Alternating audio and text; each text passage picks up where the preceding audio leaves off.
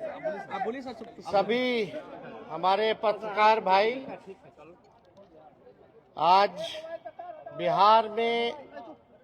बिहार विधानसभा में बिहार का बजट जो है वो पेश किया गया है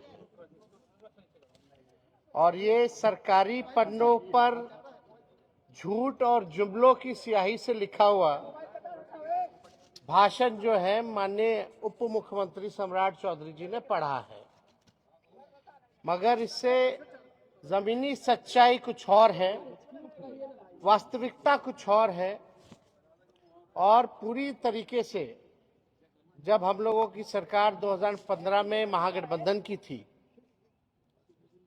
उस जमाने से ही ये बात पुरानी बातें दोहराई गई हैं। हर ब्लॉक में स्टेडियम बनेगा। शायद इनको स्टेडियम की परिभाषा समझ में नहीं आती है। आज तक 10 सालों में या इतने सालों में आज तक जो है किसी भी प्रखंड में ढंग का स्टेडियम आज तक नहीं बना है। वही पुरानी बातें जो 5 घंटों में जो है पटना पहुंचेंगे, 4 घंटों में पहुंचेंगे, लेकिन स्थिति क्या है? पुल पुलिया टूटता रहता है, भ्रष्टाचार का भेंट चढ़ता रहता है। एक पुल मेगा जो पुल जो बन रहा है वो एक बार नहीं 3-3 बार टूटता है, फिर भी किसी पे कार्रवाई नहीं होती। हम लोगों को बिहार की चिंता है और इन लोगों को सरकार बचाने की चिंता है। हम लोगों को लगा कि इस आखिरी बजट में जो इस मौजूदा सरकार जो एनडीए की सरकार है नीतीश कुमार जी के नेतृत्व में, ये इन लोगों का आखिरी बजट है। अब ये लोग दोबारा सत्ता में आने वाले लोग नहीं हैं। आखिरी बजट में हम लोगों ने कल मांग भी की थी कि 200 यूनिट फ्री में बिजली किया जाए, किसानों का जो ऋण है वो माफ किया जाए, उनको फ्री में बिजली उपलब्ध कराया जाए। माई बहन मान योजना के तहत कम से कम 65% ऐसी महिलाएं हैं जिनको खून की कमी है। बिहार प्रदेश में सबसे ज्यादा बौनेपन के शिकार जो होते हैं बच्चे हो रहे हैं पूरे देश में। इनको कम से कम 2,500 रुपया प्रति माह जो है वो दिया जाए। हम लोगों की मांग थी कि गैस सिलेंडर को जो है 500 रुपया कर दिया जाए। वृद्धा पेंशन, विधवा पेंशन, दिव्यांगों का पेंशन 400 से बढ़ा करके ये 1500 रुपए कर दे। लेकिन इसमें कहीं भी इस मौजूदा बजट में इस एनडीए की सरकार ने ध्यान नहीं दिया। लेकिन आखिर कब तक नहीं करेंगे? हम लोग हमेशा इस लड़ाई को लड़ेंगे और इनसे जो है नाक रगड़वा करके भी करवाना पड़े तो महिलाओं के खाते में उनको आर्थिक न्याय दिलवाने का काम हम लोग जरूर करेंगे। आप बताइए, 3,17,000 करोड़ का बजट इन्होंने बताया है भाई। 3,17,000 करोड़ का। टेक्निकल हम बात अगर पूछे तो सरकार को रेवेन्यू तो आ ही नहीं रहा, राजस्व तो मिल ही नहीं रहा, तो ये अचानक से 3,17,000 कैसे पहुंच गया? जब बिहार को रेवेन्यू ही नहीं आ रहा है तो ये 3,17,000 कैसे पहुंच गया? बात है कि ये इन्फ्लेटेड बजट है। बढ़ा चढ़ा करके अगर बोलना ही था तो 3 लाख का, ये लोग 5 लाख बोल देते हैं, 5 लाख करोड़ करेंगे। तो इसका कोई मतलब नहीं है। पिछले बार भी जो बजट में इन लोगों ने घोषणा किया था, कौन सा काम जो है इन लोगों ने पूरा करने का काम किया है? पूरी तरीके से जो है धरातल पे कुछ नहीं नजर आ रहा। 7 निश्चय की बात करते थे, 7 निश्चय का बताओ कौन सा योजना सफल है? 7 निश्चय 2 की बात करते थे, बताओ 7 निश्चय 2 की योजना कौन सी सफल है? कोई तो योजना सफल नहीं हो पा रहा। ये पूरी तरीके से बिहार के हित में ये बजट है ही नहीं। ये केवल कागजों पर जो है ये बजट जो है केवल रह जाएगा, जैसा कि हम लोगों ने पूर्व में भी देखा है। केंद्र सरकार ने धोखा दिया, बिहार के साथ सौतेला व्यवहार किया है। आप बताइए, बिहार में साक्षरता को बेहतर करेंगे कैसे, इस पे बजट में कोई प्रावधान नहीं है, बल्कि बिहार साक्षरता के मामले में सबसे फिसड्डी राज्य है। प्रति व्यक्ति आय बिहार सबसे पीछे है पूरे देश में। प्रति व्यक्ति निवेश बिहार जो है सबसे पीछे है। किसानों की आय में सबसे पीछे है। सबसे ज्यादा पलायन बिहार में है। सबसे ज्यादा गरीबी और बेरोजगारी बिहार में है। कहीं कारखाने खोलने की बात नहीं कही गई, कहीं फैक्ट्री लगाने की बात नहीं कही गई। कहीं भी आप देखिएगा नौकरी, रोजगार कैसे नौजवानों को उपलब्ध कराएंगे, इसकी बात नहीं की गई। कैसे पेपर लीक रोकेंगे, इसकी बात कहीं नहीं कही गई। पूरी तरीके से लॉ एंड ऑर्डर के बारे में कोई चर्चा नहीं, बल्कि अपराधी जो हैं आजकल प्रशासन के लोग जो है वो असुरक्षित महसूस कर रहे हैं।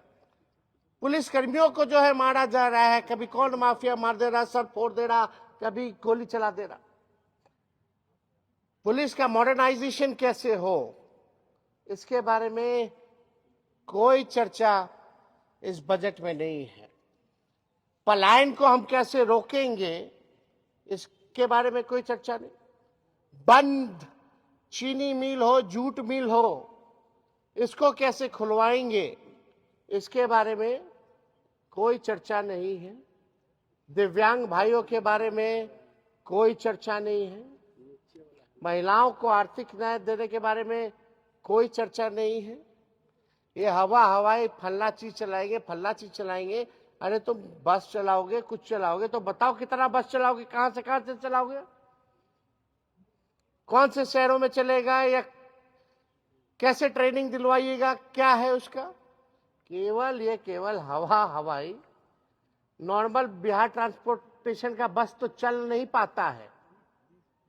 आप लोगों ने भी देखा होगा, बिहार में ट्रांसपोर्टेशन नाम की कोई चीज नहीं है। और फलना बातें जो है कही जा रही है। गरीबी, बेरोजगारी, पलायन, महंगाई, मिडिल क्लास फैमिली हो या गरीब परिवार हो, महंगाई से सब लोग अफेक्टेड है, लेकिन महंगाई के बारे में कोई चर्चा नहीं की गई। यह पूरी तरीके से बेकार का बजट है, बिहार के हित में नहीं है। और इन लोगों को कोई बिहार कैसे अव्वल राज्यों में आए, बिहार के लोगों की तरक्की कैसे हो, इन लोगों को कोई चिंता नहीं है। हालांकि कल हमारा इस पे डिटेल में सदन में भाषण होगा। उस भाषण में एक एक चीज का जो है इन लोगों का पोल हम लोग खोलने का काम करेंगे। झूठ का पुलिंदा चलने वाला नहीं है। हम तो अपेक्षा किए थे जरा बता देते कि गुजरात को क्या क्या मिला, भारत सरकार में क्या क्या गुजरात को दिया और क्या क्या बिहार को दिया, इसके बारे में भी चर्चा करनी चाहिए थी। बताना चाहिए था कि बिहार को केंद्र सरकार ने कितना दिया और गुजरात को कितना दिया। तो इसके बारे में कोई चर्चा नहीं। हालांकि अब इस सरकार से बिहार की जनता मायूस तो पहले से ही थी, और इस बजट के बाद ना उम्मीद और इस सरकार से विश्वास जो है लोगों का उठ चुका है। और आने वाले चुनाव में इन एनडीए के लोगों को बिहार की जनता जो है सबक सिखाने का काम करेगी। नीतीश जी तो गले लगा रहे हैं, नीतीश जी तो पूरा गले लगा रहे हैं। महिलाओं के लिए बीजेपी ने बाकी राज्यों में फ्रीबीज का ऐलान किया है। उम्मीद ये की जा रही थी कि बिहार में भी करेंगे, लेकिन आज के बजट में फ्रीबीज का ऐलान नहीं। तो आपको लगता है कि चुनाव नजदीक आएगा तब बीजेपी इसमें ऐलान करेगी? भैया हम लोग लगे हुए, हमने शुरू में भी आप प्रेस कॉन्फ्रेंस में कहा और हमने कल मांग भी की थी कि अगर माई बहन मान योजना का कॉपी भी करना तो कर लीजिए। हमने डेटा भी दिया था, नेशनल हेल्थ का जो सर्वे जो हुआ था उसमें बिहार जो है महिलाओं को खून की कमियां हैं, 65% महिला बहुत बड़ा है। बच्चे जो पैदा होते हैं बौनेपन का शिकार हो जाते हैं, जो भविष्य है। महंगाई है, गरीबी है, इनको आर्थिक न्याय मिलना चाहिए। तो सरकार कितना भी कोशिश कर रहे हैं, हम लोगों को जो भी करना पड़े इन महिलाओं को आर्थिक न्याय दिलाने की, ये हम लोग हमेशा मजबूती ढंग से हम लोग जो है इस बात को मनवाएंगे। और ये लोग नहीं करेंगे तो आने वाला जो हम लोगों का सरकार होने जा रहा है, पहले महीने से ही माई बहन मान योजना, इस योजना की शुरुआत करेंगे और माताएं बहनों को 2,500 रुपया हम लोग देंगे। काफी काफी खुश लग रहे थे सम्राट चौधरी का पीठ ठोका। भाषण खोखला था तो पीठ ठोक करके नजर उधर करना था। आपसे भी बातचीत नीतीश कुमार के इशारों में हो रही थी। अब कभी आपका इशारों भी पीठ में ठोकते थे वो? तो सबका जो जाता है उसी को बोलते हैं कि आप ही लोग है अब भविष्य। आपसे भी तो जो नया लोग मिलता है, नीतीश कुमार जी की आदत है, अब तो आप ही को संभालना है, अब तो आप ही को देखना है। ये भी संभव तो ये तो आदत है। अरे पीठ ठोके ना ठोके, इससे क्या फर्क पड़ने वाला है? आपको भूले नहीं है, आपसे भी इशारों में इशारों में बातचीत हुई है। तो क्या वो तो हर किसी को इशारा करते रहते हैं। कभी मुंह चबा चबा करके कह रहे थे, हम बोले हम पल्स खा रहे दिखा रहे थे, हमको इशारा कर रहे थे काय मुंह चबा रहे हो, बड़ा नोटिस कर रहे थे हम पे। फिर हमने देखा है भाई पल्स, खाना खा के आए थे तो लंच करके आए थे तो हम पल्स लिए हुए थे, पल्स खा रहे थे। कोई बगल के एक मंत्री जो है नाक खोद रहे थे तो उनको भी नाक खोद करके दिखा रहे थे कायला खोद रहे। तो ये तो मुख्यमंत्री जी की आदत है। अब इसमें नहीं हम कहाँ कौन होते हैं भाई, हमारी हैसियत है। और ऐसा नीतीश जी जैसा कोई मिमिक्री कर सकता है क्या? कोई नहीं कर सकता। अच्छा, ये संभव आपको लगता है कि चुनाव के कुछ महीने पहले फ्री बीज की कुछ घोषणा हो जाए जो आज नहीं भी है? अब भैया आप उन लोगों से पूछिए, हम लोग तो चाहते थे यही सरकार कर दे,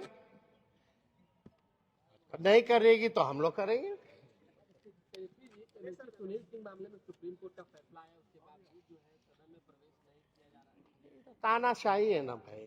अब नियम कायदा, नियमावली, संविधान, ये एनडीए के लोगों को कोई मतलब है इससे? सुप्रीम कोर्ट का ऑर्डर कोई मतलब थोड़ी रह गया। इसी को ना असल में गुंडा राज और तानाशाही